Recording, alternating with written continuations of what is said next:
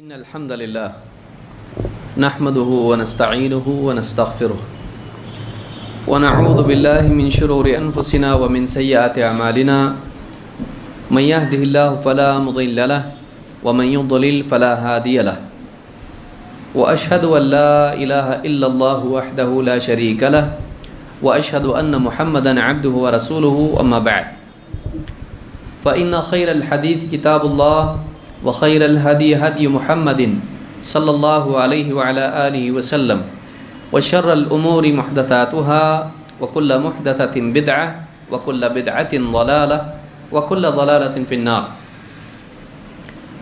قال الله تبارك وتعالى إن هذا القرآن يهدي للتي هي أقوم. میرے محترم دینی بھائیوں، قرآن کریم اللہ کی طرف سے نازل کی گئی آخری رہنمائی ہے۔ اللہ تعالیٰ نے ساری انسانیت کی ہدایت کے لیے اس کتاب کو نازل کیا ہے۔ یہ ایک انسان کو کفر کے اندھیرے سے نکال کر ایمان کی طرف لے آتی ہے، ایمان کے اجالے میں لاتی ہے۔ یہ کتاب ایک انسان کو رسم و رواج کے اندھیرے اور جہالت سے نکال کر علم اور اتباع کی طرف لاتی ہے۔ یہ کتاب ایک انسان کے دل میں شہوات اور شبہات کی پیدا ہونے والی بیماریوں کا علاج ہے۔ یہ کتاب خلق کو خالق سے جوڑتی ہے، عبد کو معبود سے جوڑتی ہے۔ یہ کتاب دلوں کا سکون ہے۔ الا بذکر اللہ تطمئن القلوب۔ اس کتاب میں انسان کی زندگی کے تمام مسائل کا حل موجود ہے۔ یہ کتاب محفوظ ہے۔ یہ ایک ایسی کتاب ہے جس کا جواب لانے میں عرب کے شاعر اور ادیب اور خطیب گونگے ہو گئے، وہ اس کا جواب پیش نہیں کر سکے۔ یہ وہ کتاب ہے جو قیامت تک کے لیے ساری انسانیت کے لیے رہنما کتاب ہے۔ یہ منسوخ نہیں ہوگی، اس کے لیے قیامت تک کے لیے بقا ہے۔ قیامت تک کے لیے ساری انسانیت کے لیے یہ رہنما ہے، منسوخ نہیں ہوگی۔ ایسی کتاب اللہ تعالیٰ نے ہم سب کو دی ہے، ہمارے گھروں میں، ہمارے دلوں میں۔ یہ کتاب، اس کا مکمل حصہ، یہ مکمل کتاب یا اس کا کوئی حصہ ہمارے اپنے دلوں میں ہے۔ اس کتاب سے خصوصی تعلق ہونا انسان کو ایک خاص انسان بناتا ہے۔ اس کتاب سے انسان کا جس قدر لگاؤ ہوگا، اس قدر اللہ کے ہاں وہ عزت کے لائق ہوگا۔ ان هذا الكتاب ان اللہ تعالی یرفع بهذا الكتاب اقواما ويضع به آخرین۔ اللہ تعالیٰ اس کتاب کے ذریعے سے بہتوں کو رفعت، اونچائی، بلندی عطا فرماتا ہے، اور بہتوں کو اللہ تعالیٰ اسی کتاب کے سبب پست کر دیتا ہے، ذلیل و رسوا نیچے کر دیتا ہے۔ ترقی ملتی ہے اللہ کے ہاں اس کتاب کی بنیاد پر، اور انسان اپنا مقام کھوتا ہے، ذلیل ہوتا ہے، پستی میں جاتا ہے اس کتاب کی وجہ سے۔ جو اس کتاب کا حق ادا کرتا ہے وہ کامیاب ہوتا ہے، اونچائی نصیب ہوتی ہے۔ جو اس کتاب کا حق ادا نہیں کرتا ہے اس انسان کو دنیا اور آخرت میں ذلت نصیب ہوتی ہے۔ جو اس کتاب پر ایمان لاتا ہے، اس کو پڑھتا ہے، اس کو سیکھتا ہے، اس کو سمجھتا ہے، اس پر عمل کرتا ہے اور اس کی دوسروں کو دعوت دیتا ہے، ایسا انسان اپنے عمل کے مطابق اونچا مقام پاتا ہے۔ اور ان میں سے جس قدر انسان کوتاہی کرتا ہے ایمان میں، عمل میں، سیکھنے میں، سکھانے میں، دعوت میں، جس قدر کی کوتاہی اس کی ہوتی ہے اسی قدر وہ اپنا اونچائی والا مقام کھو کے نیچے آتا ہے۔ اگر ایمان نہ لائے، عمل نہ کرے تو بہت ذلیل ہوتا ہے۔ لہٰذا اس کتاب کا خاص اہتمام ہماری زندگی میں ہونا چاہیے، لیکن کسی چیز کا خصوصی اہتمام اسی وقت ہوتا ہے جب اس چیز کا خصوصی مقام قلب میں ہوتا ہے۔ اس کو یاد رکھیے، کسی چیز کا خصوصی اہتمام کب ہوتا ہے؟ جب اس چیز کا خصوصی مقام ہوتا ہے آدمی کے دل میں۔ جب ایک چیز کو آدمی بہت غیر معمولی سمجھتا ہے تو اس کے پانے کے لیے غیر معمولی کوشش بھی کرتا ہے۔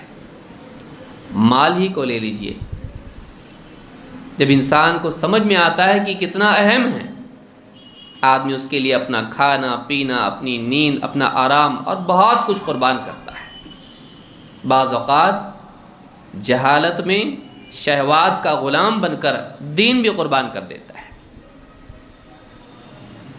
تو ایک آدمی جب کسی چیز کی قدر اس کو ہوتی ہے تو واقعی اس کے لیے آدمی مجاہدہ بھی کرتا ہے، لیکن قدر کب آتی ہے،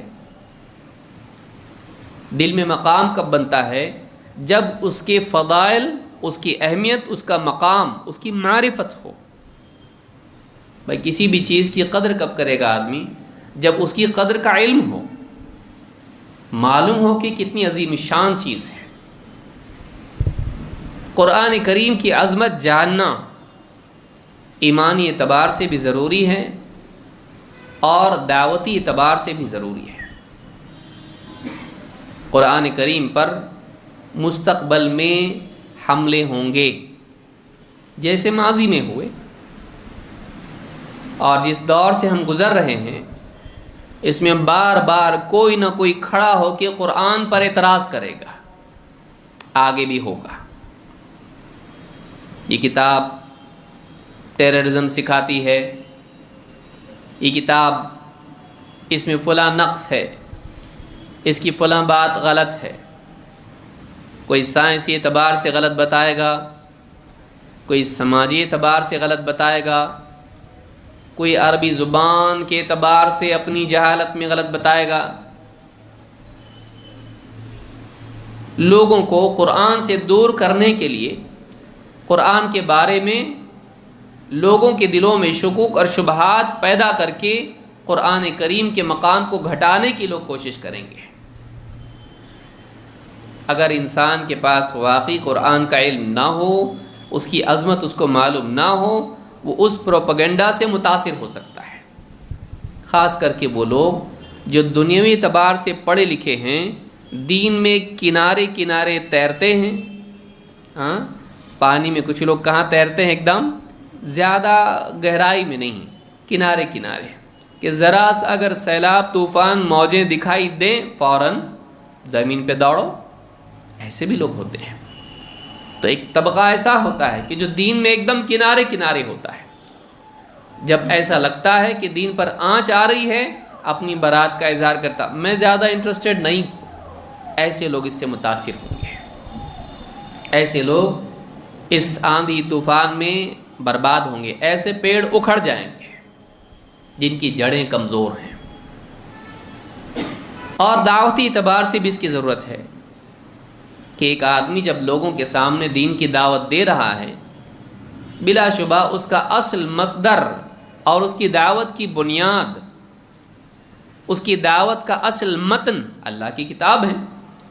وَجَاهِدْهُمْ بِهِ جِهَادًا كَبِيرًا، اللہ نے قرآن کریم میں کیا فرمایا؟ فَلَا تُطِعِ الْكَافِرِينَ وَجَاهِدْهُمْ بِهِ جِهَادًا كَبِيرًا، اے نبی ان کفار کی باتوں میں مت آنا، ان کے دباؤ میں مت آنا، ان کی باتیں مان مت لینا۔ رشوت، دھمکی ماننا مت، حق کے خلاف ان کی بات مت ماننا.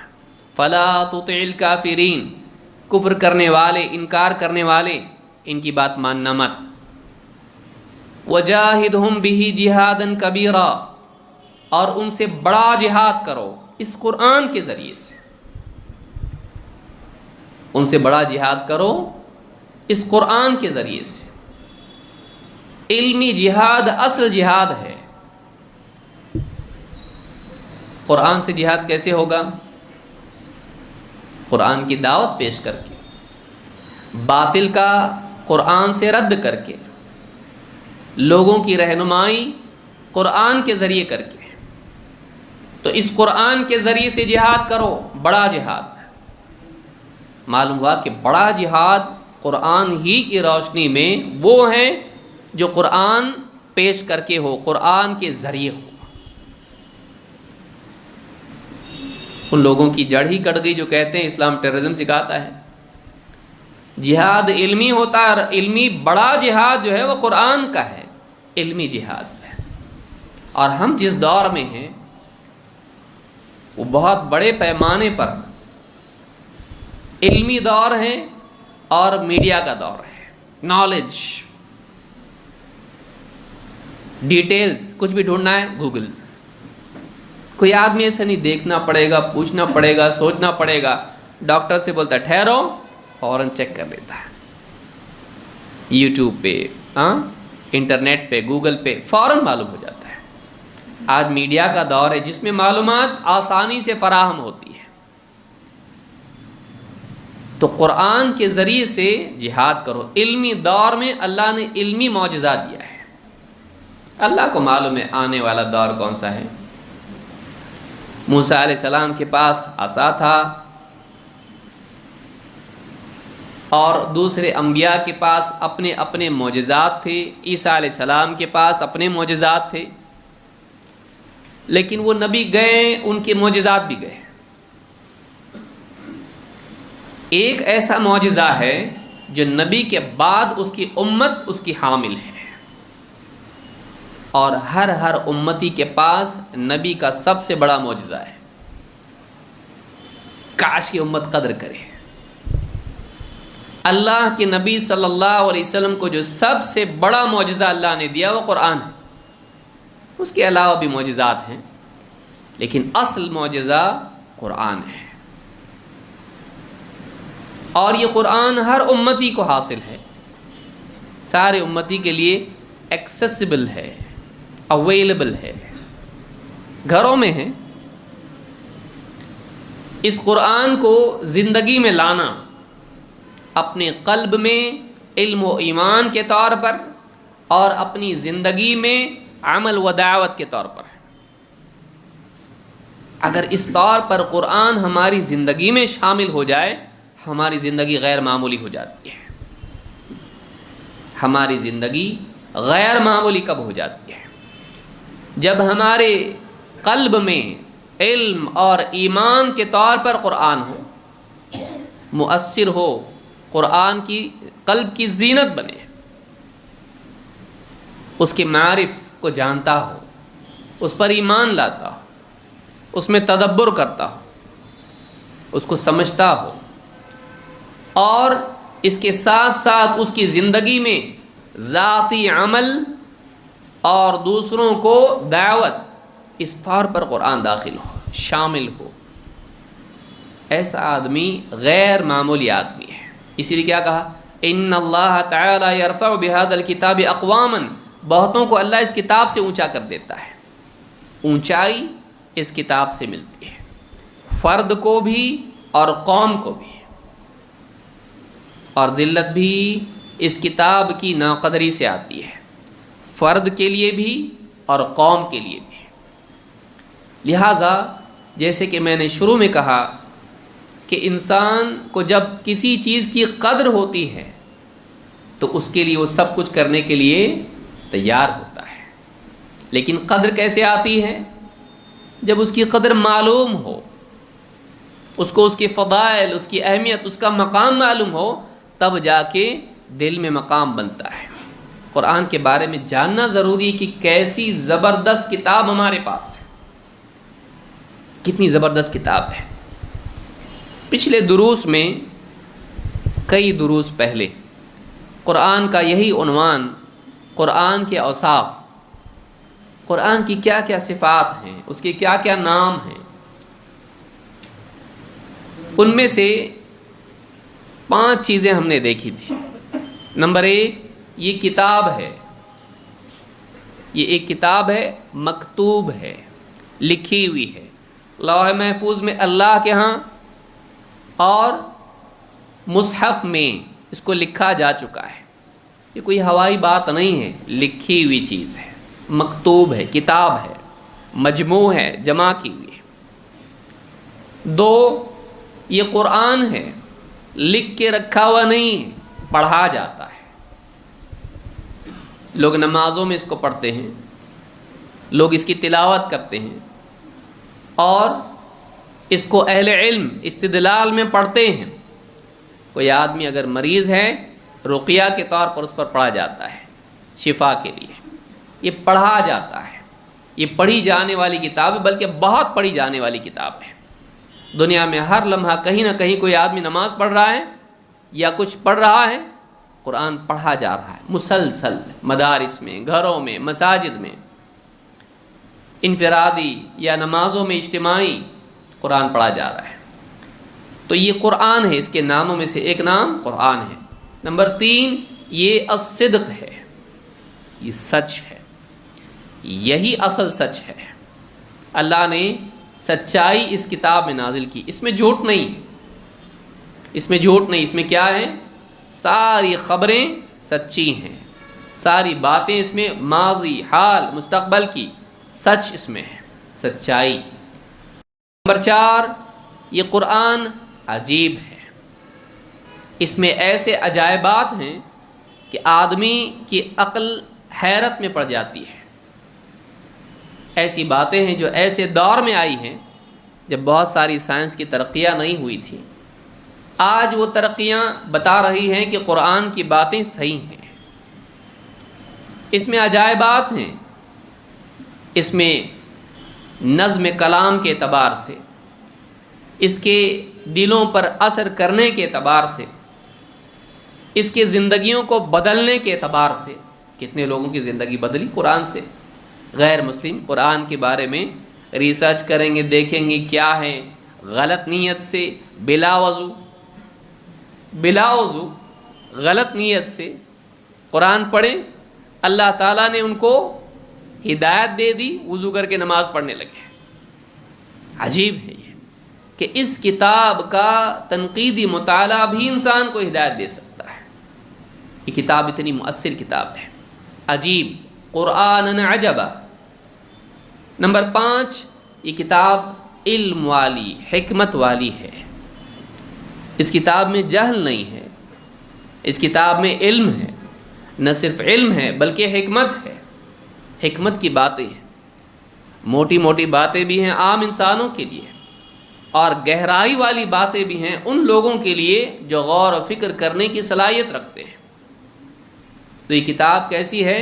علم و حکمت والی ہے، وزڈم اس کے اندر ہے، اس میں چیزوں کو اپنی جگہ پر رکھا گیا ہے، کس کا کیا حق ہے، کس کی کیا سزا ہونی چاہیے، کس کے لیے کیا احکام ہیں، ہر ایک کے لیے جو اس کا مقام ہے، جو اس کی رعایت اور سہولت ہے، جو اس کی مشکلات ہیں، ہر چیز کی رعایت اس میں ہے۔ یہ حکیمانہ کتاب ہے، اس کی تعلیمات حکمت والی ہیں۔ یہ نہیں کہ سب کے لیے ایک ہی بات، نہیں، سفر میں ہے، حضر میں ہے، بیمار ہے، صحت مند ہے، مرد ہے، عورت ہے، چھوٹے ہیں، بڑے ہیں، امیر ہے، غریب ہے، سب کی رعایت ہے۔ امیر ہے زکوٰۃ دے گا، استطاعت ہے حج کو جائے گا، غریب کے لیے نہیں۔ بیمار ہے روزہ چھوڑے گا، صحت مند ہے روزہ رکھے گا، دونوں کے لیے ایک نہیں۔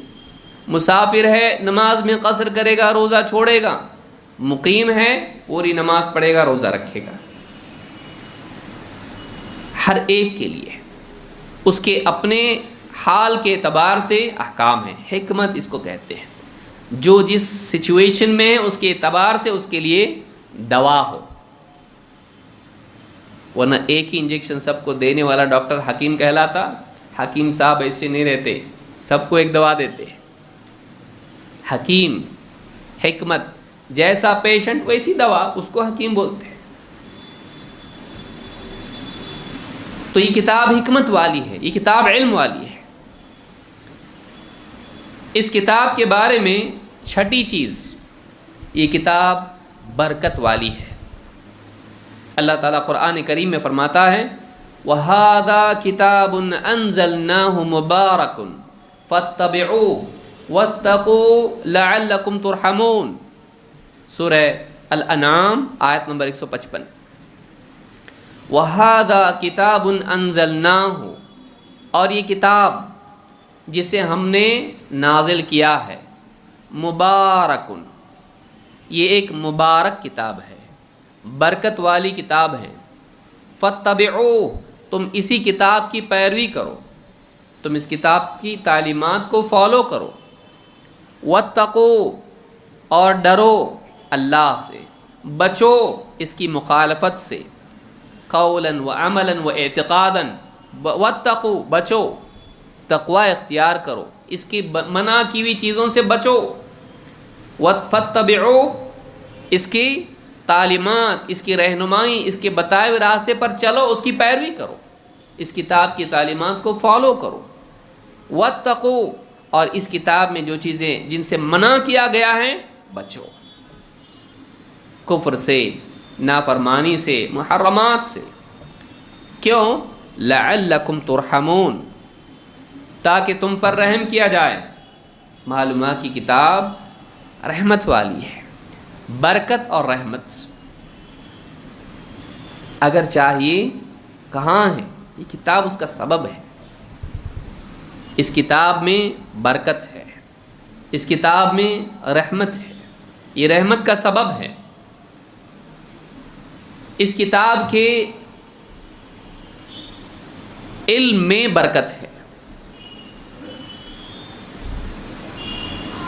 ایک حرف پڑھے گا کتنی نیکیاں ملیں گی؟ 10۔ اس کتاب کو آدمی پڑھتا ہے، اس کے ایمان میں وَإِذَا تُلِيَتْ عَلَيْهِمْ آيَاتُهُ زَادَتْهُمْ إِيمَانًا، جب اس کی آیتیں ان پر پڑھی جاتی ایمان والوں پر، ان کے ایمان میں اضافہ ہو جاتا ہے، ایمان بڑھتا ہے۔ اس کتاب میں برکت ہے۔ قیامت تک کے جتنے مسائل آنے والے ہیں، کتاب تو اتنی ہی ہے، آیتیں اتنی ہیں، سورتیں اتنی ہیں، بڑھتا تو نہیں ہے یہ، لیکن قیامت تک کے جتنے مسائل آنے والے ہیں، جتنے ادوار، جتنے علاقے، جتنی اقسام لوگوں کی، قومیں الگ الگ، سب کے لیے رہنمائی اس کتاب میں ہے۔ جتنے فتنے آئیں گے ان تمام فتنوں کا رد اس کتاب میں ہے، ڈھونڈنے والا ڈھونڈ سکتا ہے۔ اور علماء آج بھی کرتے ہیں۔ بتائیے آج بھی جتنے باطل ہیں، نئے نئے افکار، نئی نئی گمراہیاں آتی ہیں، علماء قرآن کریم کی آیات سے اس کا رد کرتے ہیں، شبہات پیدا کرتے ہیں، اس کا ازالہ کرتے ہیں، اسلام پر حملے کرتے ہیں، ان کا دفاع کرتے ہیں۔ اصل مصدر اور اصل ہتھیار، بنیاد کیا ہے؟ قرآن۔ برکت یہ ہے کہ اتنا ہی ہے لیکن ہر جگہ کام آ رہا ہے، ہر دور میں کام آ رہا ہے، ہر علاقے میں کام آ رہا ہے، ہر ایک کے کام آ رہا ہے۔ حالات بدلتے جائیں تب بھی کتاب کافی ہے، اس میں کچھ ایڈ کرنے کی ضرورت نہیں۔ برکت کافی بہت ہے۔ جیسے کھانے میں برکتیں کہتے ہیں، آتے جا رہے لوگ کھاتے جا رہے، ختم نہیں ہو رہا، تو کیا کہیں گے؟ کھانے میں برکت ہے۔ قومیں آتے جا رہی ہیں، زمانے آتے جا رہے ہیں، مسائل آتے جا رہے ہیں، کافی ہے۔ ان سب کا حل اور ان سب کا رد اس میں ہے۔ سارے مسائل کا حل، تمام باطل کی تمام قسمیں، ان سب کا رد اس کتاب میں ہے۔ ساری بیماریاں، ان کا علاج اس کتاب میں ہے۔ برکت ہے۔ وَهَذَا كِتَابٌ أَنزَلْنَاهُ مُبَارَكٌ، یہ برکت والی کتاب ہے۔ فَاتَّبِعُوهُ، اللہ تعالیٰ فرماتا ہے یہ برکت والی کتاب، اس کی پیروی کرو، فالو کرو اس کو، یہ جہاں لے جاتی جاؤ، جس راستے کی رہنمائی کرتی ہے چلو اس پہ، فاتبعو، جس چیز کو یہ کتاب حلال بتائے حلال مانو، جس کو حرام کرے حرام مانو، جس چیز کو یہ صحیح کہے اس کو صحیح مانو، جس کو غلط بتائے غلط مانو، حق باطل جو بھی بتائے فاتبعو، فالو کرو اس کو، اس سے ہٹ کے مت چلو، واتقو، اور ڈرو اس کتاب کو رد کرنے سے، اس کی باتوں کو رد کرنے سے، ان کے انکار کرنے سے ڈرو، اس کتاب کی تعلیمات کی خلاف ورزی کرنے سے ڈرو، بچو، اس کتاب میں جن چیزوں سے بچنے کے لیے کہا گیا ہے ان سے بچو، کیوں؟ لعلکم ترحمون، تاکہ تم پر رحم کیا جائے۔ معلوم ہوا کہ اللہ کی رحمت کا حقدار وہ ہوتا ہے جو اس کتاب کی پیروی کریں اور اس کتاب کی مخالفت سے بچیں۔ جس درجے میں اس کتاب کی پیروی ہے اور جس درجے میں اس کتاب کی تعلیمات میں جن چیزوں کو برا بتایا گیا ہے ان سے آدمی بچے، اس درجے کی رحمت کا حقدار بنتا ہے، ورنہ اس درجے اللہ کی رحمت سے محروم ہوتا ہے۔ اللہ کی رحمت ہم پر نازل ہو، آدمی مانگتا ہے اللہ سے تو کتاب کی پیروی کر، اللہ خود تیرے اوپر رحمت نازل فرمائے گا۔ ہمارے گھر میں رحمت آئے، برکت آئے، قرآن اس کی تلاوت کر، شیطان بھاگ جائے گا گھر سے اور اس گھر میں اللہ کی رحمت نازل ہوگی، وہ گھر قبرستان بننے سے بچے گا۔ جس گھر میں قرآن کی تلاوت ہوتی ہے اور جس گھر میں قرآن کی تلاوت نہیں ہوتی ہے ان کی مثال زندہ اور مردہ کی طرح ہے۔ اللہ کے نبی صلی اللہ علیہ وسلم نے فرمایا اپنے گھروں کو قبریں مت بناؤ، قبرستان مت بناؤ، ان میں نمازیں پڑھو، ان میں قرآن پڑھو۔ آدمی جب قرآن پڑھتا ہے گھر میں سے شر بھاگ جاتا ہے۔ لہٰذا اس کتاب کی پیروی کرنا، اس کو اللہ نے کیا فرمایا؟ یہ کتاب کا ایک وصف ہے، کیا ہے؟ یہ کتاب مبارک ہے، برکت والی ہے۔ آگے بڑھتے ہیں، نمبر 8، یہ کتاب محکم ہے، مفصل ہے۔ محکم، مفصل۔ محکم کیا مطلب؟ اس کی آیتیں بہت ہی منظم ہیں۔ کئی معنی علماء نے ذکر کیے محکم کے کیا معنی ہے، دیکھتے ہیں ہم لوگ کیا کیا علماء نے کہا ہے۔ نمبر 1، اس کی آیات میں نظم ہے۔ آپ دیکھیے چھوٹی صورت، جو صورتیں ہم کو یاد ہیں، قل هو اللہ احد اللہ الصمد لم یلد ولم یولد ولم یکن لہ کفوا احد۔ بات عظیم الشان اور پڑھنے میں بھی اچھا لگتا ہے۔ احد، صمد، یولد، احد۔ دوسری صورت دیکھیے، انا اعطیناک الکوثر فصل لربک وانحر ان شانئک هو الابتر۔ الکوثر، اس کے بعد وانحر، اس کے بعد ابتر۔ والعصر ان الانسان لفی خسر الا الذین آمنوا وعملوا الصالحات وتواصوا بالحق وتواصوا بالصبر۔ کلام میں کیسا نظم ہے، عصر، خسر، صبر۔ کبھی غور کیا؟ یہ تو چھوٹی چھوٹی صورتیں بتایا میں، بڑی بڑی صورتیں ہیں۔ سورہ مریم آپ پڑھو، سورہ دہر آپ پڑھو، اسی طرح سے آپ یعنی اس کے علاوہ کتنی ساری صورتیں، سورہ قاف آپ پڑھو، آپ کو نظم دکھے گا کلام میں، اور بات اتنی زبردست اس کے اندر کہ نظم کے ساتھ ساتھ معنی ایک دم بہترین معنی اس کے اندر ہے۔ احکمت آیات، یہ ایسی کتاب ہے جو محکم ہے۔ ایک تو معنی یہ ہے۔ دوسرے معنی کیا ہیں؟ علماء نے کہا کہ احکمت یعنی قرآن میں اللہ تعالیٰ فرماتا ہے کتاب احکمت آیاتہ ثم فصلت من لدن حکیم خبیر۔ دو باتیں یہاں بیان کی گئی۔ نمبر ایک کہا کتاب احکمت آیاتہ، یہ کتاب ہے جس کی آیات محکم بنائی گئی ہیں۔ احکمت آیات محکم بنائی گئی ہیں، اور ثم فصلت پھر اس کی تفصیل کی گئی ہے۔ کہاں سے؟ کس کی طرف سے؟ من لدن حکیم خبیر، اس کی طرف سے جو بڑا حکمت والا ہے، ہر چیز کی خبر رکھنے والا ہے۔ بڑا حکمت والا ہے، ہر چیز کی خبر رکھنے والا ہے۔ کون؟ جس نے نازل کیا، اللہ رب العالمین۔ سورہ ہود کی پہلی آیت ہے یہ۔ دو باتیں بیان کی، کتاب احکمت آیاتہ ثم فصلت، اس میں کیا ہے؟ احکام ہے اور اس میں تفصیل ہے۔ علماء فرماتے ہیں احکمت آیاتہ ایک معنی، اس کی آیتوں میں نظم ہے، بے ربط آیتیں نہیں ہیں، بلکہ اس میں ایک حسن خوبی ہے، الفاظ برابر مناسب الفاظ ہیں۔ کئی لوگ تو صرف قرآن سن کے بولتے ہیں کتنا زبردست ہے یہ، عربی آتی نہیں، لیکن سنتے ہیں واقعی لگتا ہے کہ کلام کتنا منظم ہے، ایک کے بعد ایک، ایک کے بعد ایک۔ ویسا نہیں جیسے ہمارے رونے والے پڑھتے ہیں، واقعی قرآن پڑھا جائے۔ رونے والے سے مراد روتی صورت، صحیح ڈھنگ سے پڑھتے نہیں قرآن کو، تجوید کے ساتھ اور اس کے حق کو ادا کرتے ہوئے آدمی پڑھے، جیسے حجاز میں پڑھتے ہیں،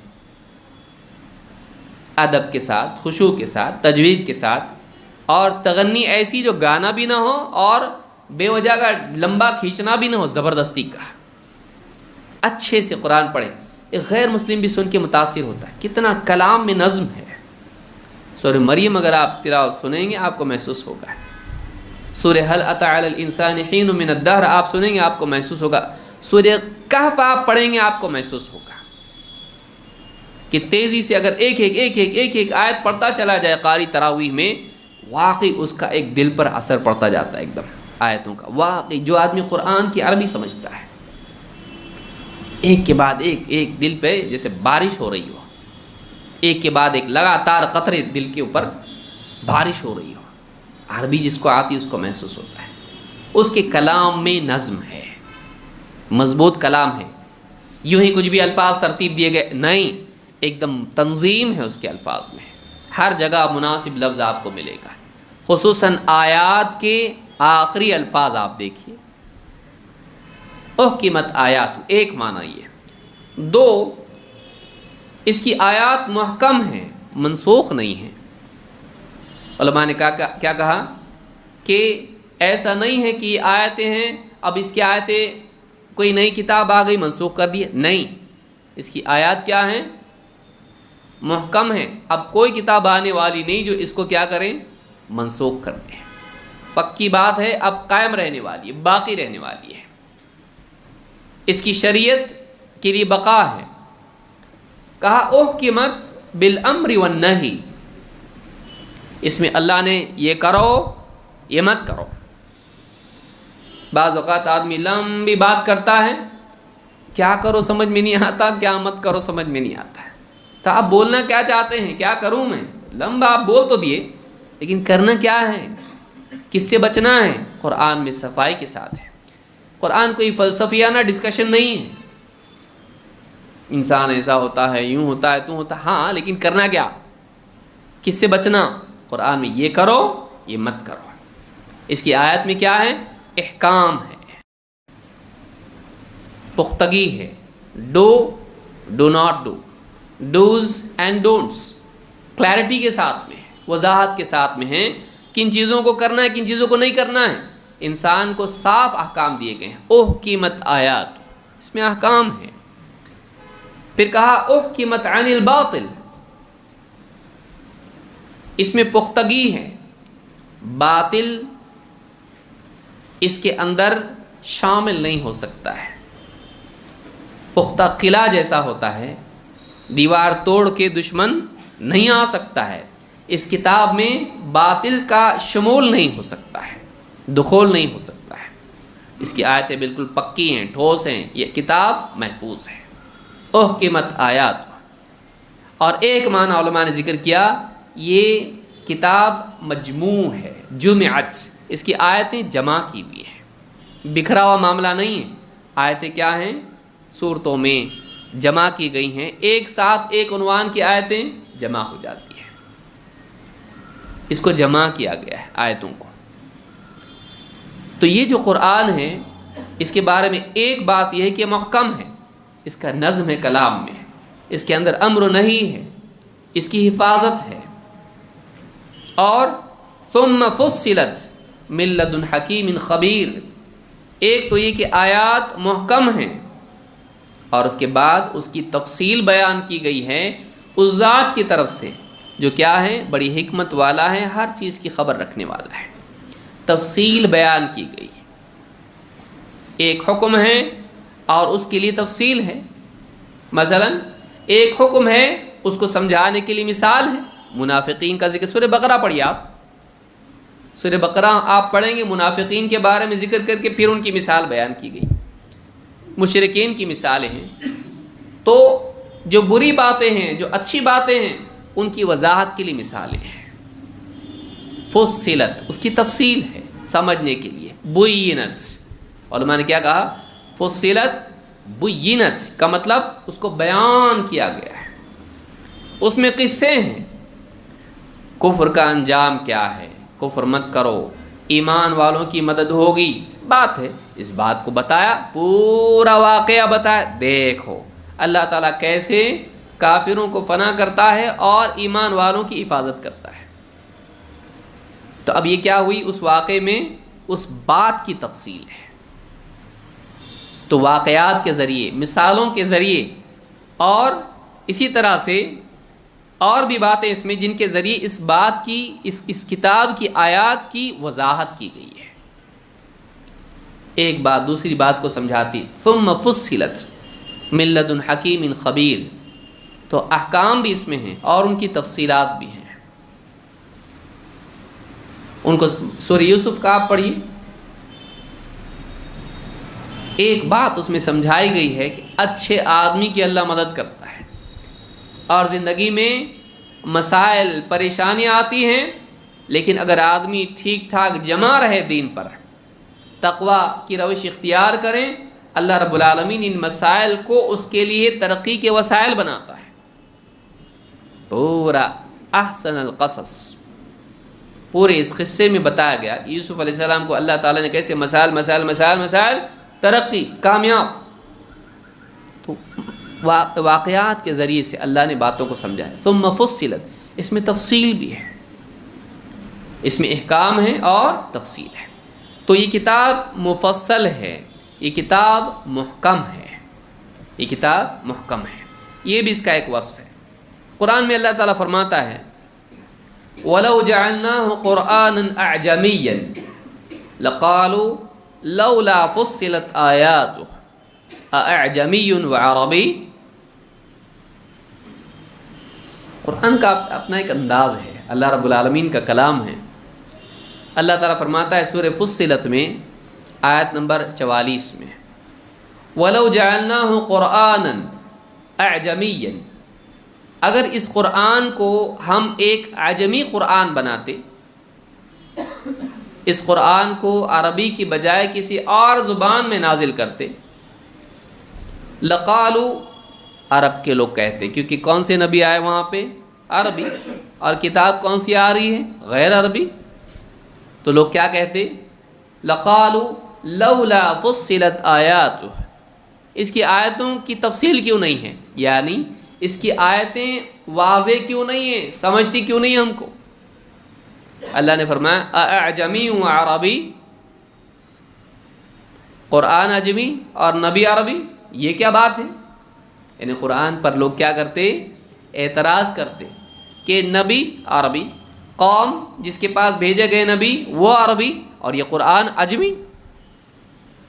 تو لولا فصلت آیاتہ کا معنی علماء نے ذکر کیا لولا بینت آیاتہ، اس کی آیتیں واضح کر کے بیان کیوں نہیں کی گئی؟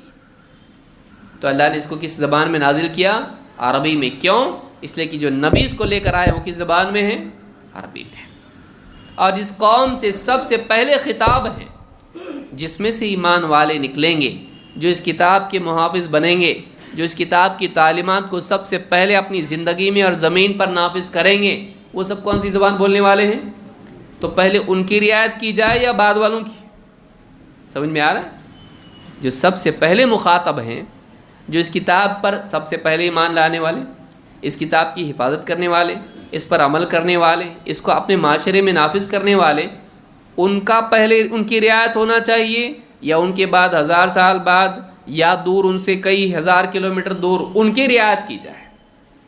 سب کی تو ہو نہیں سکتی، کیونکہ ساری زبانیں الگ الگ ہیں، تو اتنے قرآن کے ورژن دینے پڑیں گے۔ ایک کتاب اللہ کی طرف سے ہے، کون سی؟ عربی۔ لولا فصلت آیاتہ، اس کی آیتیں واضح طور پر سمجھائی کیوں نہیں گئی؟ اعجمی و عربی، تو کیا دیکھیے اس میں اشارہ اس طرف کہ قرآن کا ترجمہ قرآن نہیں ہے۔ عجمی زبان میں، انگلش میں، اردو میں یا مراٹھی ہندی میں جو ترجمہ قرآن کا ہوتا ہے وہ قرآن نہیں ہے، اس کا ترجمہ ہے۔ قرآن کیا ہے؟ عربی۔ قرآن کیا ہے؟ وہ جو عربی میں ہے۔ اس میں ہندی میں، مراٹھی میں جب ترجمہ اس کا آدمی کرے گا، انگلش میں، اردو میں، وہ قرآن نہیں ہے۔ وہ کیا ہے؟ قرآن کا ترجمہ۔ بلکہ بعض علماء نے کہا قرآن کے ترجمے کے معنی ہیں، وہ ایگزیکٹ بھی ٹرانسلیشن نہیں ہے کہ قرآن کو اس نے پڑھا، سمجھا، اور اس نے جو سمجھا اس نے لکھا، تو ترجمے کا معنی ہے، وہ اس کی انڈرسٹینڈنگ ہے جو ترجمہ کر رہا ہے، کیونکہ کئی مقامات پر اس کو یہ لفظ یا وہ لفظ یا وہ لفظ چننا پڑتا ہے۔ چنا کس نے؟ اللہ نے، کہ اس نے؟ اس نے۔ اہدنا الصراط المستقیم، اب کوئی ترجمہ کرے گا اے اللہ سیدھے راستے پر چلا، دوسرا ترجمہ کر رہا اے اللہ سیدھا راستہ دکھا۔ اب جھگڑا کر رہے ہیں، دکھا ہے کہ چلا؟ تو اب یہ انتخاب کس کا ہے؟ مترجم کا ہے۔ اردو ہے، قرآن کیا ہے؟ اہدنا، وہ عربی میں ہے۔ تو لولا فصلت آیاتہ، تو تفصیل کیوں نہیں کی گئی؟ اب کہتے کون؟ عرب کے لوگ۔ معلوم ہے کہ قرآن واضح کتاب ہے جو عرب کے لوگ سمجھتے تھے، شہر والے بھی اور دیہاتی بھی ہے۔ ایک ایسی زبان میں قرآن آیا جس کی آیات واضح ہیں، صاف ستھری۔ اسی لیے آج بھی آپ دیکھیے لوگوں کو سمجھ میں آتا ہے جو عربی جانتے ہیں، جو عربی جانتے ہیں۔ ہاں اس کی تفصیل کے لیے سنت کی طرف رجوع کرنا پڑتا ہے، لیکن عربی زبان میں وہ بات سمجھ میں آتی ہے۔ تطبیق کے لیے سنت کی طرف رجوع کرنا بھی ضروری ہے۔ تو یہ باتیں ہم نے دیکھی، یہ قرآن کے بنیادی اوصاف ہیں کہ قرآن کیا ہے؟ کتاب ہے، یہ قرآن اس کے ناموں میں سے ہے، اور یہ علم و حکمت ہے، اور یہ محکم ہے، مفصل ہے۔ یہ ساری باتیں ہم نے دیکھی قرآن کے اوصاف کے اعتبار سے۔ اب آئیے دیکھتے ہیں کہ اللہ کی نسبت سے اس کے اوصاف کیا ہیں۔ قرآن کریم کے وہ اوصاف جو اللہ کی نسبت سے ہے، کہیں نہ کہیں اللہ سے جوڑ کے اس کو بتایا گیا ہے۔ نمبر 1، یہ تنزیل ہے۔ تنزیل، اوپر سے نیچے آنے والی، نازل ہونے والی چیز۔ اللہ نے قرآن کریم میں کیا فرمایا؟ تنزیل من رب العالمین۔ تنزیل، اس کا پاور ہے اس میں، تنزیل من رب العالمین، یہ نازل کی ہوئی چیز ہے رب العالمین کی طرف سے۔ تنزیل، نازل کی ہوئی چیز۔ اور رب العالمین کہاں ہیں؟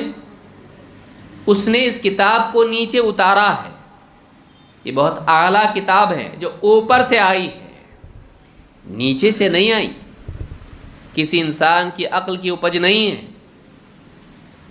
بیٹھ کے لوگوں نے کسی لائبریری میں اس کو لکھا ہو، چلو اس کو ایسے بناتے آگے پیچھے کر کے کٹ وٹ کر کے ربر سے، اور اس کے بعد پھر فائنل کاپی بنی، نہیں، ڈائریکٹ آئی کہاں سے؟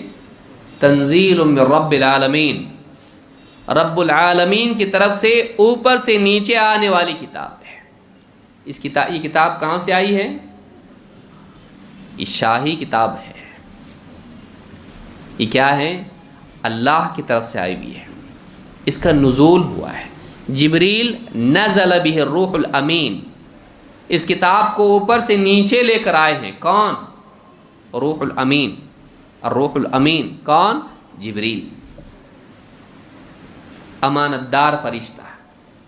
تو یہ کتاب نازل ہوئی ہے۔ تو اس کتاب کو، یعنی اس کتاب کے بارے میں ایک فیکٹ یہ ہے، حقیقت یہ ہے کہ یہ کتاب یہاں وہاں سے نہیں آئی، زمین پہ نہیں بنی، اس کو زمین پہ نہیں لکھا گیا۔ سب سے پہلے کہاں لکھی گئی ہے؟ لوح محفوظ میں، اللہ کے پاس، وہاں سے اللہ نے اس کو نیچے نازل کیا ہے۔ تو یہ کتاب اللہ کی طرف سے آئی ہے۔ ایک یہ سورہ الحاقہ میں آیت نمبر 43 ہے۔ نمبر 2، یہ اللہ کا امر ہے، یہ اللہ کی تنزیل ہے۔ تنزیل کا مطلب کیا ہوتا ہے؟ جس چیز کو نیچے بھیجا جائے۔ دوسرا وصف، یہ اللہ کا امر ہے۔ اس کا نام کیا ہے؟ ایک نام قرآن کا یہ امر ہے۔ امر کا مطلب کیا ہوتا ہے؟ حکم، حکم، کمانڈ۔ اللہ کی طرف سے حکم ہے یہ۔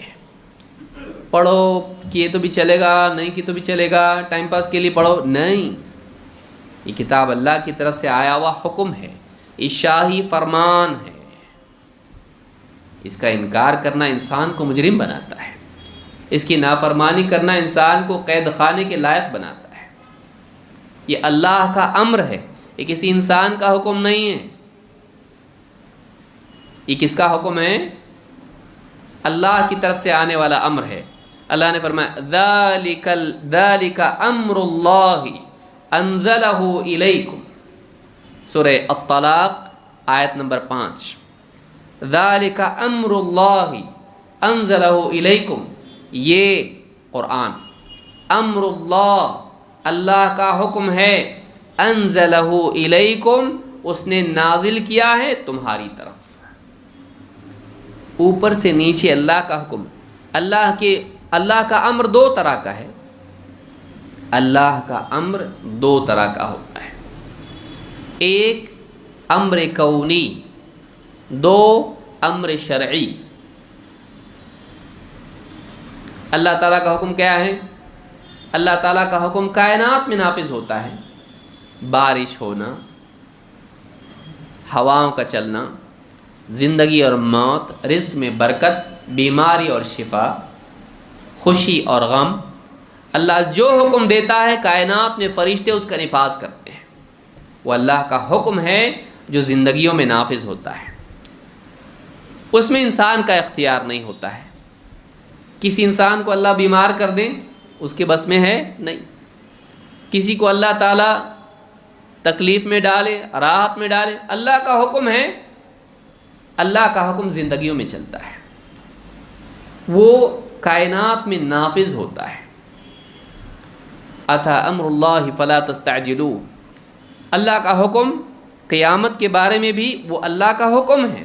فرشتوں کو حکم دیا جائے گا، سور پھونک دے گا، پوری کائنات تباہ ہوگی، آسمان و زمین سب کے سب میں قیامت آ جائے گی۔ وہ حکم ہوگا اللہ کا کائنات میں۔ لیکن ایک حکم، دوسرا حکم ہے جو شرعی حکم ہے۔ توحید کا اہتمام کرو، اللہ کی عبادت کرو، لوگوں سے اچھے سے پیش آؤ، والدین سے حسن سلوک کرو، اولاد کے ساتھ اس کی تربیت کرو، نگرانی کرو، حلال کماؤ، حرام سے بچو۔ یہ کیا اللہ کے حکم ہیں، احکام ہیں، اوامر ہیں۔ یہ امر کون سا ہے؟ امر شرعی، یہ شریعت کا حکم ہے۔ اس میں انسان آزاد ہے، کوئی مانتا ہے کوئی نہیں مانتا ہے، اس میں آزاد ہیں نہیں، اس میں اللہ جو حال ڈالے گا آئے گا۔ زلزلہ تو زلزلہ، بارش تو بارش، سیلاب تو سیلاب، طوفان تو طوفان، اللہ جو چاہے کرتا ہے، وہ نافذ ہو جاتا ہے۔ انما امرہ اذا اراد شیئا ان یقول له کن فیکون۔ انما امرہ، اس کا حکم تو ایسا ہے، اس کا معاملہ تو ایسا ہے، اذا اراد شیئا، جب وہ کسی چیز کا ارادہ کرتا ہے، ان یقول له کن، تو اس سے کہتا ہو جا، فیکون، وہ ہو جاتا ہے۔ ہو جا حکم، امر، ہو جاتا ہو، وہ کونی ہے، یہ شرعی۔ توحید کا اہتمام کرو۔ نبی صلی اللہ علیہ وسلم لوگوں سے کہہ رہے ہیں، اللہ تعالیٰ قرآن میں آیت نازل کر رہا ہے، وَاعْبُدُوا اللَّهَ وَلَا تُشْرِكُوا بِهِ شَيْئًا، اللہ کی عبادت کرو، اس کے سوا کسی چیز کو شریک مت کرو، اس کے ساتھ کسی چیز کو شریک مت کرو۔ لیکن لوگ پھر بھی شرک کر رہے ہیں۔ یہ امر شرعی ہے، ایسا کرو ایسا مت کرو، لیکن تم آزاد ہو، تمہاری مرضی، جنت میں جانا ہے مانو، نہیں جانا ہے جہنم میں جانا ہے تمہاری مرضی۔ اِنَّا هَدَيْنَاهُ السَّبِيلَ إِمَّا شَاكِرًا وَإِمَّا كَفُورًا، یہ امر شرعی ہے۔ قرآن اللہ کی طرف سے اللہ کی مرضیات، اللہ کی پسند ناپسند، اللہ کا حکم بتانے کے لیے آیا ہے۔ اللہ نے اپنا حکم اس میں بتایا ہے، کیا کرنا ہے، یہ اللہ کا کیا ہے، امر ہے۔ ذَلِكَ أَمْرُ اللَّهِ أَنزَلَهُ إِلَيْكُمْ، یہ اللہ کا حکم ہے، یہ اللہ کا امر ہے جو اس نے تمہاری طرف نازل کیا ہے۔ یہ اللہ نے قرآن کریم میں فرمایا ہے۔ نمبر 3، اللہ کی نسبت سے ایک تو ہے امر، ایک تنزیل۔ تیسرا کیا ہے، کلام اللہ، یہ کیا ہے، اللہ کا کلام ہے۔ اس کی نسبت کس سے ہے، اللہ سے، کسی مخلوق کا کلام نہیں ہے۔ یہ کیا ہے، اللہ کا کلام ہے۔ قرآن میں اللہ فرماتا ہے وَإِنْ أَحَدٌ، یہ بھی آیت یاد رکھیں، وَإِنْ أَحَدٌ مِّنَ الْمُشْرِكِينَ اسْتَجَارَكَ فَأَجِرْهُ حَتَّى يَسْمَعَ كَلَامَ اللَّهِ ثُمَّ أَبْلِغْهُ مَأْمَنَهُ ذَلِكَ بِأَنَّهُمْ قَوْمٌ لَا يَعْلَمُونَ، سورہ التوبہ آیت نمبر 6، بہت پیاری آیت ہے۔ یہ ان لوگوں کے لیے ہدایت کا ذریعہ بن سکتی ہے جو یہ مانتے ہیں کہ قرآن انسانیت کا دشمن ہے۔ اس کو یاد کرنا چاہیے۔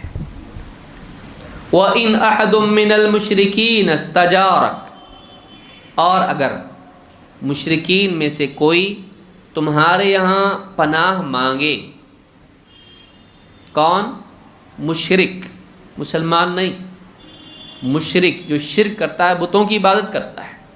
اگر مشرکین میں سے کوئی تمہارے ہاں پناہ چاہے، تمہاری حفاظت میں آنا چاہے،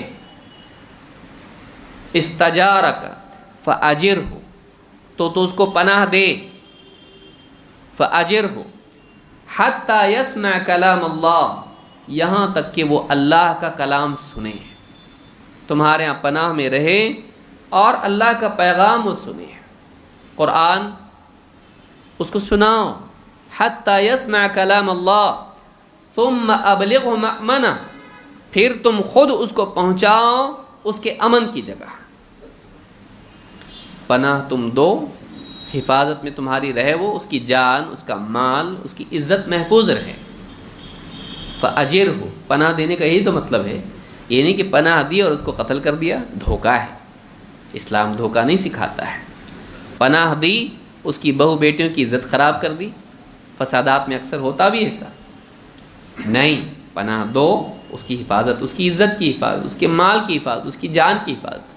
اس نے تمہارے پاس پناہ مانگی، تم نے پناہ دی، اس نے تم پہ بھروسہ کیا ہے، پناہ دو اس کو، فَأَجِرْهُ، لیکن پناہ دو اس کو تو کیا کرو، حَتَّى يَسْمَعَ كَلَامَ اللَّهِ، وہ اپرچونٹی تمہارے لیے، وہ مشرک ہے، تمہارا دشمن ہے۔ دشمن کیوں بنا؟ وہ یہ سمجھتا ہے کہ تم غلط ہو، تم اس کے دشمن ہو، اس کو تم قرآن بتاؤ، سناؤ، تاکہ اس کو معلوم پڑے کہ قرآن، اصل قرآن میں ہے کیا، اس کی غلط فہمی دور ہو۔ حتی یسمع کلام اللہ، پھر جب مناسب وقت آئے تو کیا کرو، نکل کر کے بعد نہیں، آپ اس کو کیا کرو، ثم ابلغہ مأمنہ، تم خود اس کو کیا کرو، سیکیورٹی کے ساتھ اس کے امن کی جگہ پہنچاؤ جہاں اس کو امن معلوم محسوس ہوتا ہے، جہاں اس کے لیے واقعی سیکیورٹی ہو، اس کے امن کی جگہ اس کو پہنچاؤ۔ کیوں کرو ایسا؟ کیوں سناؤ قرآن؟ ذَلِكَ بِأَنَّهُمْ قَوْمٌ لَا يَعْلَمُونَ، اس لیے کہ یہ ایسے لوگ ہیں ان کو معلوم نہیں ہے۔ یہ مشرک کیوں ہیں، تمہارے دشمن کیوں ہیں؟ معلوم نہیں ان کو، یہ جانتے نہیں کیا قرآن میں کیا ہے، اس لیے ان کو کیا سناؤ؟ قرآن۔ اب ہمارے ہاں تو بولنے والے کیا بولتے ہیں؟ قرآن مت پڑھو، قرآن پڑھیں گے تو سمجھ کے کیا ہو جائے گا آدمی؟ گمراہ۔ تو وہ کیا غلط بول رہے ہیں پھر؟ ہے نا؟ تو ان کی آواز میں آواز ملا رہا ہے کفری آواز میں، کہ اسلام کے دشمن بول رہے ہیں یہ کتاب مت پڑھو، اس سے سماج کو نقصان ہے۔ تو کیا بول رہا ہے؟ تو بھی تو وہی بول رہا ہے، مت پڑھو گمراہ ہو جاؤ گے، جاہل۔ تو قرآن کا دوست ہے کہ دشمن تو خود طے کر۔ اللہ نے فرمایا ذَلِكَ بِأَنَّهُمْ قَوْمٌ لَا يَعْلَمُونَ، وہ مشرک ہیں، اس کو کیا سناؤ؟ بزرگوں کی کہانیاں کیا سناؤ اس کو؟ قرآن سنا۔ اب اس کو سمجھتا نہیں، 14 علوم چاہیے کہ 15 تو سمجھے گا اس کا۔ باوضو ہے کیوں؟ ختنہ کیا ہوا ہے کیسا؟ اس کو کیوں سنا اس کو؟ یہ حال ہمارا ہے کہ ہمارے پاس ہمارے پاس قرآن نہیں ہے، ہمارے پاس مصحف ہے، لیکن ہم کیا واقعی قرآن کے علم کے حامل ہیں؟ کہ ہم کسی مجلس میں بیٹھے ہوں، اسلام پر تہمتیں لگ رہی ہوں، اسلام کے خلاف لوگ لب کشائی کر رہے ہوں، زبان درازی کر رہے ہوں، اور اس کے اندر ہم بولے نہیں رکو رکو رکو رکو رکو، قرآن میں ایسا نہیں ہے۔ کیا ہے قرآن میں؟ ایسا ہے۔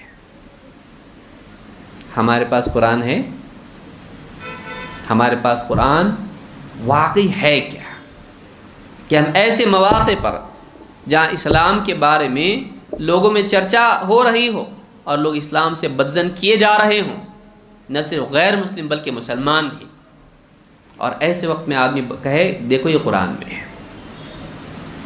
ضروری ہے کہ ہم جاگیں، اس کتاب کو سینے سے لگائیں، اس کو پڑھیں، اس کو سمجھیں، ایک مناسب تفسیر کوئی لے کر جو عوام کے لیے لکھی گئی ہو اور آسانی اس میں ہو، پڑھیں اس کو، بہت گہرائی بعد میں، پہلے موٹی موٹی کوئی تفسیر وہ پڑھ، خالی ترجمہ بھی نہیں، تفسیر، موٹی موٹی تفسیر، تاکہ ترجمے میں جو بات ہے وہ تفسیر میں تھوڑی سمجھائی بھی ہو، تاکہ تیری سمجھ میں بات آئے، تیرے فہم میں خلل نہ رہے۔ تو قرآن غیر مسلموں کو سناؤ۔ اللہ نے کیا فرمایا اس کے بارے میں وصف؟ حتی یسمع کلام اللہ، یہاں تک کہ وہ کیا سنے؟ اللہ کا کلام۔ ایک آدمی جب قرآن پڑھتا ہے تو کلام کس کا ہے؟ ہاں، اس کا ہے کہ اس کا ہے؟ اللہ کا کلام ہے، پڑھنے والا یہ ہے، لیکن وہ کلام کیا ہے؟ کلام کس کا ہے؟ اس کا ہے؟ نہیں، وہ کلام اللہ کا ہے۔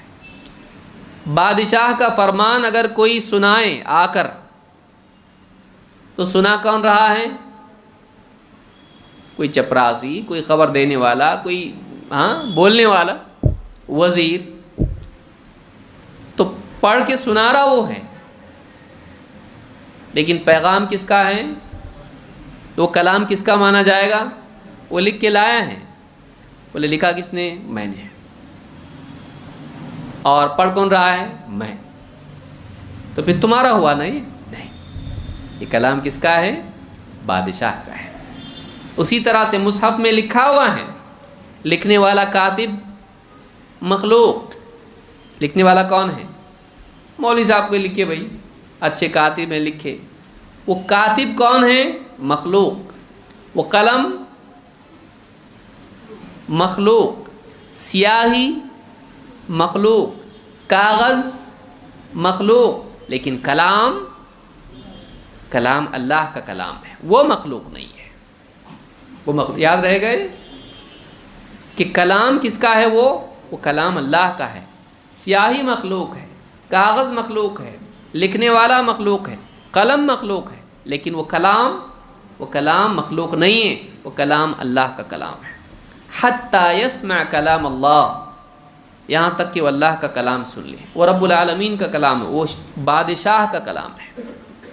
پڑھ رہے ہیں بندے، ایک بندہ پڑھ کے سنا رہا ہے، لیکن وہ ہے کس کا؟ اللہ کا، وہ رب العالمین کا کلام ہے۔ تو قرآن کے بارے میں اللہ نے فرمایا یہ کیا ہے؟ کلام اللہ ہے۔ ایک فرقہ پیدا ہوا تھا امام احمد ابن حنبل کے زمانے میں جو کہتا تھا کہ قرآن مخلوق ہے۔ قرآن کیا ہے؟ مخلوق، وہ کہتا تھا، لیکن قرآن مخلوق نہیں ہے، بلکہ کیا ہے؟ وہ خالق کا کلام ہے، وہ رب کا فرمان ہے۔ اس کو یاد رکھنا چاہیے۔ ذَلِكَ بِأَنَّهُمْ قَوْمٌ لَا يَعْلَمُونَ، اس لیے کہ یہ لوگ کون ہیں؟ ایسی قوم ہے جو نہیں جانتی ہے، جو نہیں جانتی ہے۔ ان کو سناؤ کیا؟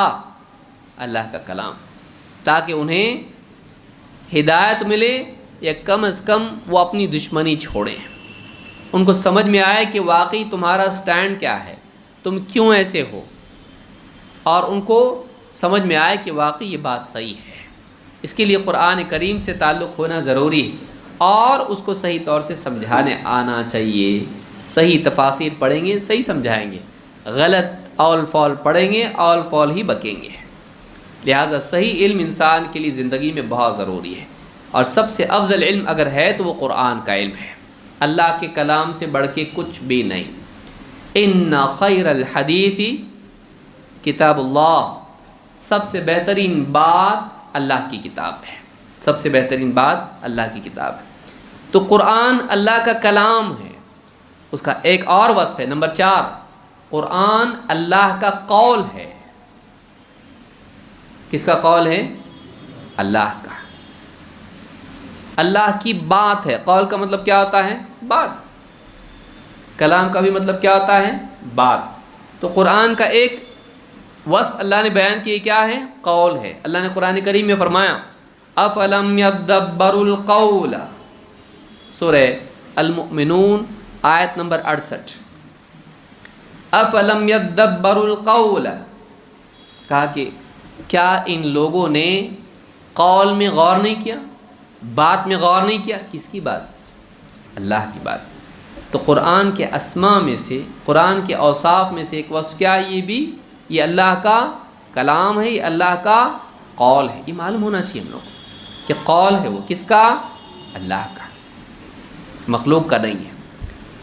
اسی طرح سے اللہ تعالیٰ فرماتا ہے سورہ القصص میں آیت نمبر 51 میں وَلَقَدْ وَصَّلْنَا لَهُمُ الْقَوْلَ لَعَلَّهُمْ يَتَذَكَّرُونَ، وَلَقَدْ وَصَّلْنَا لَهُمُ الْقَوْلَ لَعَلَّهُمْ يَتَذَكَّرُونَ، ہم نے ان کے لیے قول کو واضح کر دیا ہے، ہم نے ان کے لیے بات کو واضح کر دیا ہے، لعلہم یتذکرون، تاکہ وہ نصیحت قبول کریں، ان کے دلوں میں حق کی آمادگی آئے، نصیحت لیں ان کے دل۔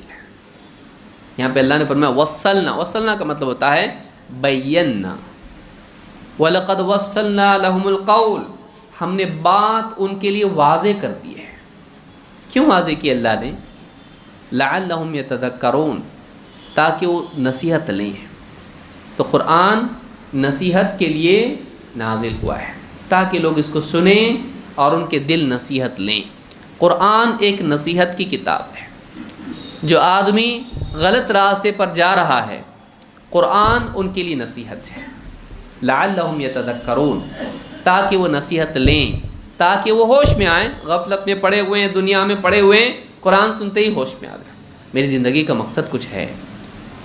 شرک میں پڑے ہیں، قرآن سنا، ہوش میں آ گیا، میں کس کی پوجا کر رہا ہوں، مجھے کس کی عبادت کرنا چاہیے۔ قرآن کی آیات دیکھیے آپ، آسمان و زمین کے بارے میں اللہ نے جو باتیں بیان کی ہیں، آدمی جب پڑھتا ہے وہ ایک پاور اس کے اندر ہے، عجیب اس کے اندر ایک فورس ہے، بات میں دم ہے ایک دم، واقعی محسوس ہوتا ہے کہ یہ اوپر سے آیا ہے، یہ شاہی فرمان ہے، کسی فلسفی کی باتیں نہیں، شاید ایسا ہوگا، دیکھنا پڑے گا، سوچنا پڑے گا، نہیں، ایک پاور ہے اس کے اندر، ٹھوس بات ہے، ایسا ہے، ایسا نہیں ہے، ایسا کرو، نہیں کرو گے تو دیکھو، دیکھ لو گے تم لوگ، پاور ہے اس کے اندر۔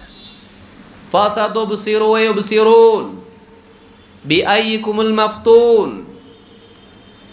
کیا بات ہے، اللہ فرماتا ہے فَسَتُبْصِرُ وَيُبْصِرُونَ، اے نبی آپ بھی دیکھو گے اور یہ بھی دیکھیں گے، بِأَيِّكُمُ الْمَفْتُونَ، کون ہے واقعی پاگل، پاگل بولتے ہیں آپ کو، مجنون بولتے ہیں، فتنے میں مبتلا بولتے ہیں، آپ کو ایسے ایسے القاب دیتے ہیں، اے نبی آپ پاگل نہیں ہو، ما انت بنعمت ربک بمجنون، اے نبی آپ کے رب کی نعمت سے آپ پاگل نہیں ہو۔ آگے کیا کہا، فَسَتُبْصِرُ وَيُبْصِرُونَ، آپ بھی دیکھو گے، اپنی زندگی میں دیکھو گے، اتنا بڑا چیلنج ہے بھئی یہ کہ آپ اپنی زندگی میں دیکھو گے، یہ کون بول سکتا ہے جس کو معلوم ہے رزلٹ، جس کو فیوچر معلوم ہے، فَسَتُبْصِرُ، اے نبی آپ کو دکھائیں گے ہم، تم دیکھو گے اپنی زندگی میں، وَيُبْصِرُونَ، وہ بھی دیکھیں گے، بِأَيِّكُمُ الْمَفْتُونَ، واقعی پاگل کون ہے ان کو دیکھنا نصیب ہوگا، سوچیں گے کاش کہ ہم مانتے ہیں۔ اللہ تعالیٰ نے نبی صلی اللہ علیہ وسلم کی زندگی میں دکھا دیا، لوگ آپ کو پاگل مجنون کہتے تھے، کوئی شاعر کہتا تھا، کوئی جادوگر کہتا تھا، کوئی جادو میں مبتلا کہتا تھا، کوئی جھوٹا کہتا تھا، کوئی کاہن کہتا تھا، کوئی شاعر کہتا تھا، آپ کی زندگی میں اللہ نے بتا دیا نہیں، یہ اللہ کا رسول ہے، یہ اللہ کے حق کے ساتھ آیا ہے، باطل کو توڑ دے گا۔ یہ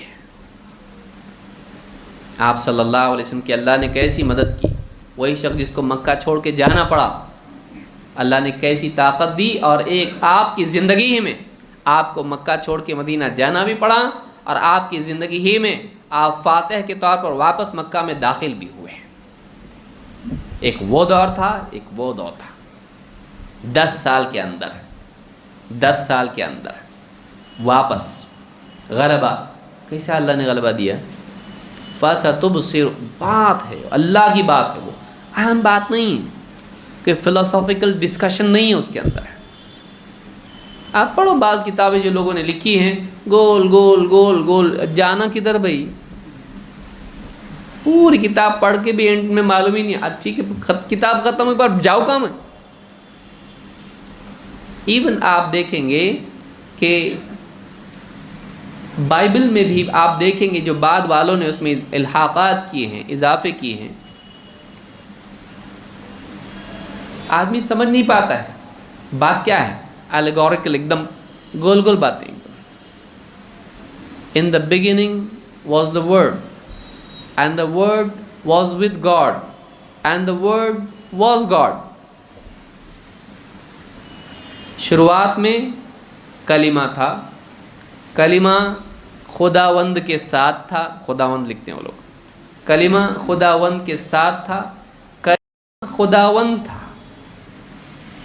ساتھ بھی تھا، خداوند تھا، نہیں سمجھ میں آتا۔ کئی لوگوں نے اس پر یہ کہا کہ کیا ہے، یہ وہی فلسفہ ہے جو پچھلا یونان کا فلسفہ ہے، تو قرآن میں ایسا نہیں ہے، قرآن میں ایک دم صاف بات ہے، گاؤں کا دیہاتی بھی رہے گا سمجھتا اس کو، صاف صاف بات ایک دم، قرآن کی بات ایسی۔ وَلَقَدْ وَصَّلْنَا لَهُمُ الْقَوْلِ، ہم نے بات ان کے لیے بالکل واضح کر دی ہے، کیوں؟ لَعَلَّهُمْ يَتَذَكَّرُونَ، تاکہ وہ نصیحت لیں، نصیحت کے لیے اس کتاب کو کیا کیا گیا ہے، واضح کیا گیا ہے۔ اور 2 باتیں بیان کر کے میں اپنی بات ختم کر رہا ہوں۔ یہ قرآن، اس کا 5واں وصف جو بیان کیا گیا ہے وہ کیا ہے، یہ قرآن وحی ہے، وحیٌ، وحی کے معنی ہوتے ہیں خفیہ پیغام، یہ پیغام اللہ کی طرف سے بھیجا گیا کس کے پاس، محمد رسول اللہ صلی اللہ علیہ وسلم کے پاس جبریل آتے تھے، آپ کو سناتے تھے، کسی اور کو سننے نہیں آتا تھا، تو آپ پر وحی نازل ہوتی تھی اور آپ کے سوا اس کو کوئی سن سکتا تھا نہیں. تو یہ اللہ کی طرف سے ایک پیغام تھا، ایک وحی تھی. تو اس کا ایک نام کیا ہے اور ایک وصف کیا ہے؟ یہ خفیہ پیغام ہے رب العالمین کی طرف سے رحمت للعالمین کی طرف. وحی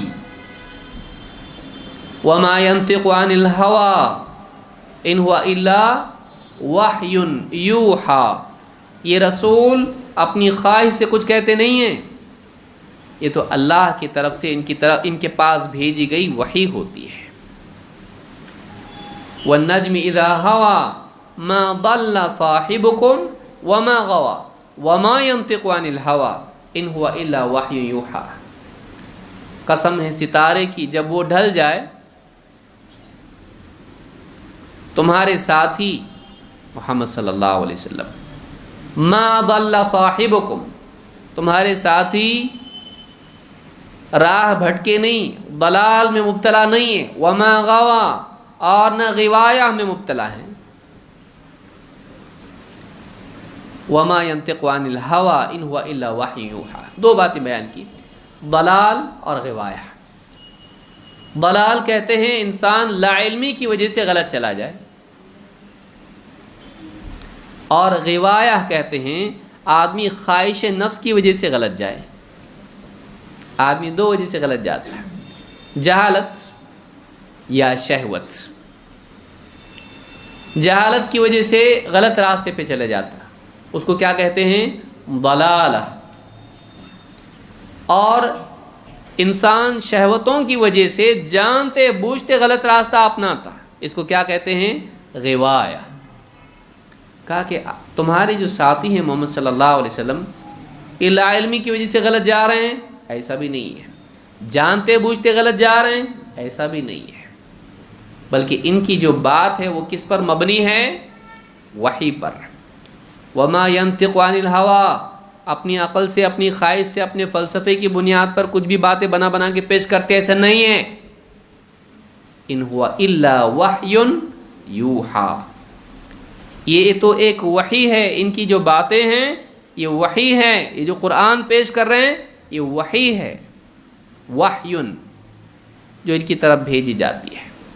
ابن قیم رحمۃ اللہ نے ایک نفیس بات یہاں پر کہی ہے. کہتے ہیں انسان کا کلام یا تو وحی کی بنیاد پر ہوگا، اور اگر وحی کی بنیاد پر نہیں ہے تو خواہش کی بنیاد پر ہوگا. آدمی جو بات کرتا ہے اس بات میں دو میں سے ایک بات سے وہ خالی نہیں ہوگی. یا تو اس کلام کا، اس قول کا، اس نطق کا، بات کا مدار یا تو وحی پر ہوگا. اگر اس کا مدار اللہ کی طرف سے آئے ہوئے علم پر نہیں ہے وہ بات، تو بات ظاہر بات ہے خواہش نفس کی بنیاد پر ہوگی. تو دو میں سے ایک ہی کلام ہوتا ہے، یا تو قرآن و سنت کے مطابق، یا تو پھر بدعت، یا تو پھر وہ ہوا کی بنیاد پر ہوگا. تو قرآن کریم کے بارے میں اللہ نے فرمایا قل انما انذرکم بالوحی.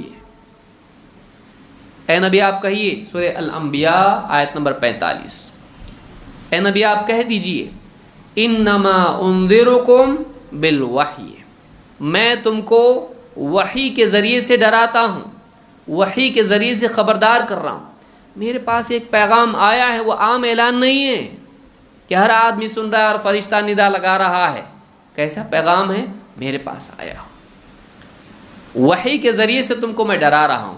وہ وحی میرے پاس آئی ہے، اور میں اپنی عقل سے تم کو ڈرا نہیں رہا ہوں کہ جنت ہے جہنم ہے، خیالی باتیں پیش کر رہا ہوں. نہیں.